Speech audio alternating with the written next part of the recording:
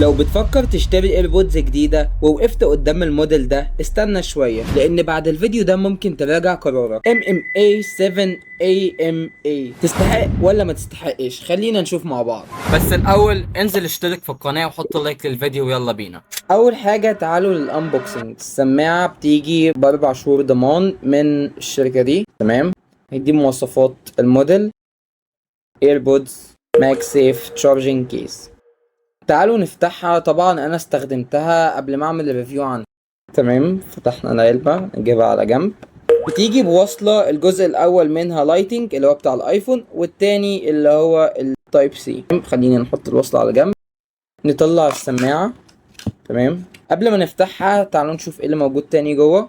الكتالوجات بتاعتها اللي هو بتاعت الايربودز شيلوا على جنب. تيجي متغلفة بالشكل ده. نيجي نفتحها.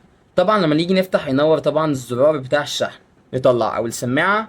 طبعا دي الجيل التالت، تختلف في الشكل عن الجيل التاني. الفرق بينهم ان الجيل التاني شبه ايربودز الاصلية، لكن الجيل التالت شبه الايربودز برو. وكمان الجيل التالت اقصر شوية ومفيش الجزء السيليكون ده، بيخليها شكلها بروفيشنال اكتر.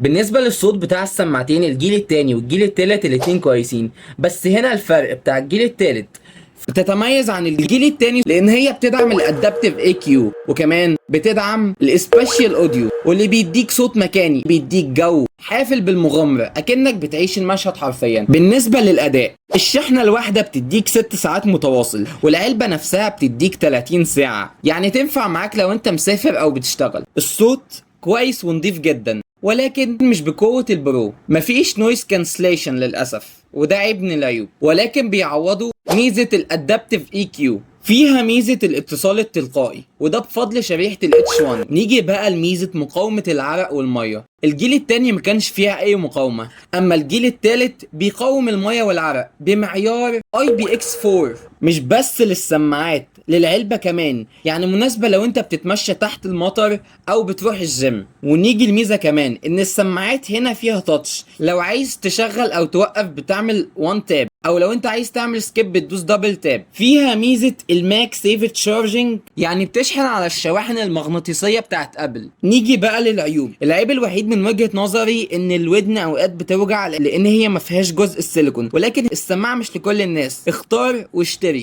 سعرها هيكون بحوالي 500 جنيه مصري. وبكده نكون وصلنا لنهايه فيديو النهارده، اتمنى يكون عجبك. حط لايك واشترك في القناه، وسلام.